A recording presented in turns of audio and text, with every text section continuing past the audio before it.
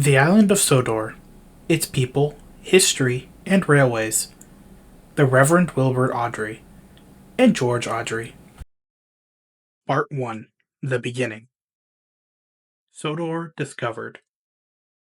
By 1950, when the first 4 books had been written, letters began to come in from sharp-eyed youngsters pointing out that engines and buildings often look different in different books, and sometimes in the same one. It is quite useless to tell a 5 or 6-year-old that a mistake had been allowed to go into print. That sort of answer wouldn't suffice at all. To them, the stones and pictures are real, and they are entitled to an explanation. So, in my replies, I had to make up a story to account for the discrepancy. I soon developed standard answers for the commonest question, but even so, there were so many letters that life began to get too short. I had, therefore, to devise some other way of dealing with the problem. Then I remembered what I had done to satisfy my own 3 children, and a possible answer suggested itself. I used to try out my stones on them. If they approved, all was well. If not, I had to try again. The 4th story in Tank Engine Thomas Again is about a race between Thomas and Bertie the bus. I had worked out the whole story, but had only written the first 2 pages, which described the argument between the two at Knapford, and how they decided to settle it. At the start, Thomas didn't hurry. He was worried Annie and Clarabelle, but not Thomas. He'd remembered the level crossing. The payoff line at the end of the page was, "There was Bertie fuming at the gates, while they sailed gaily through. Goodbye, Bertie," called Thomas. As one, my 3 children protested, "Daddy, that's not fair." So I fetched the rough sketch map of the branch, drawn while I was working out the story.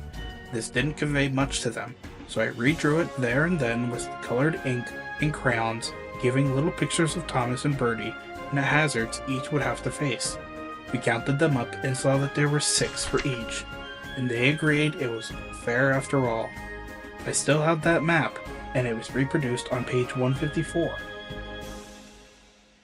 I made a copy of it and sent it to the artist with my picture notes for the story.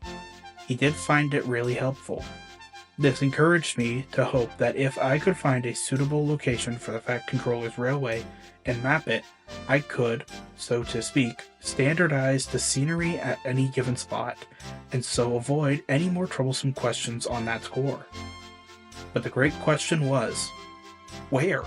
My brother George and I pored over maps of the British Isles, but found nothing suitable till at last a preaching engagement in the Isle of Man suggested an answer. In a long weekend, I was able to see something of the island which I had never visited before. I was also intrigued to find that though the bishop had the title of Sodor and Man, he only had Man for his diocese. There is, of course, a historical reason for this, but as you have to go back some 700 years to find it, George and I decided that we could safely ignore it. We would, we felt, be doing the bishop and his successors a kindness by restoring the other half of their diocese to them. This, of course, is the island of Sodor, lying between Barrow and Furness and the Isle of Man. We mapped it carefully, putting hills, valleys, mountains, rivers, and lakes together with railways, roads, and the towns and villages they serve. The first edition of the map was published in 1958, and I sent a copy to the then bishop saying that I was glad to be able to assure him that his cathedral problems were over, for he now had a magnificent cathedral in the city of Sudbury, the capital of the island. I am happy to say that he replied in a most gratified manner.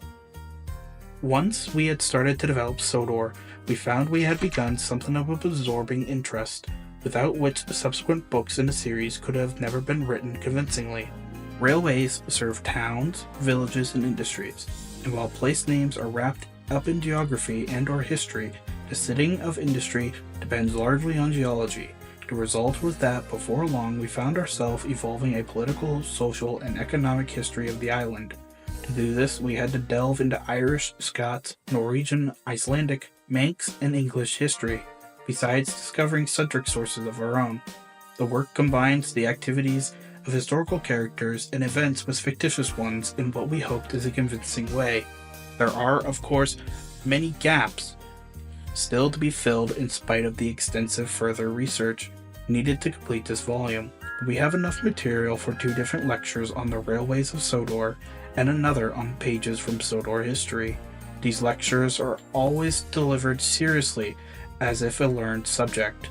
I remember on one occasion inviting questions after I had given a pages from Sodor history lecture and was asked, "You write books about the people and railways of Sodor, don't you?"